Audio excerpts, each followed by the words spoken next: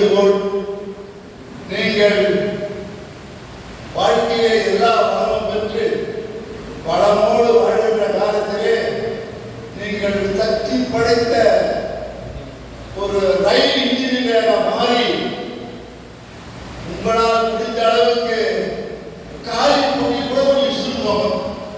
இப்ப சொல்ற நீங்க வளமா வாழ்ந்தவங்களுக்கு 16 பேரும் சரி, நீங்க வளமா வாழும்போது உங்களால் முடிந்த அளவுக்கு ஏழை மாணவர்களோ படிக்க முடியாதவர்களுக்கோ நீங்க உங்களால் முடிஞ்ச உதவி செய்து ரயில் இன்ஜினியர் போல காலி போட்டி கூட நீங்கள் கொடுக்கணும் கேட்டுக்கொண்டு ஒரு குழந்தையை நீங்க அழைத்த போது நான் பெண்கள் மேல்நிலை பள்ளியிலே பரிசு பெற்று விட்டேன், மறுபடியும் ஏன் என்னை இங்கு அழைக்கிறீர்கள் என்றார். பெண்கள் மேல்நிலை படித்தது பரிசு வாங்க முன்னமா நீ இங்க வா, இங்கும் 4 பேர் மத்தியிலே உன்னுடைய அப்பாவுக்காக காசு கொடுக்குற, அம்மாவுக்காக கொடுக்குற, மூன்றாவது கொடுக்குற உன்னுடைய படிப்புக்காக தான் கொடுக்குறோம், நீ 2வது முறை வாங்க அப்படின்னு சொல்லிட்டு மறுபடியும் அந்த அம்மா வர சொன்னேன். அவங்க வந்திருக்காங்க. இது இடையில அந்த கிராமத்தில்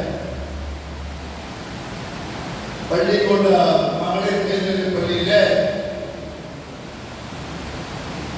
100க்கு 98 மதிப்பெண்கள் பெற்றது ஒரு பெண். 100க்கு 98 மதிப்பெண் பெற்றது. அந்த பெண்ணை பற்றி சொல்லணும்னா, நான் 1980 ஏரியில மண்ணு மாதிரி தலைமையில நான் தூக்குற காலத்துல அந்த பெண்ணுடைய தாத்தாவையும் கூட ஏரியில மண் சுமந்து தலைமையில போட்டாரு. அந்த உணர்வுகள் அந்த குழந்தை மறந்தாங்களோ இல்லையோ, நான் மறக்காமல் இருக்கிறேன். அந்த மாதிரி ஒரு உழைப்பையே முழுக்க உழைப்பாளியுடைய பெண்ணான அந்த பெண் 100க்கு 98 மாற்றம் மதிப்பெண் பெற்றது. மகிழ்ச்சியை மட்டுமல்ல, மட்டற்ற மகிழ்ச்சி அடைகிறேன். அந்த குழந்தை பேரும் படிக்கலாம். முடிந்தவர்கள்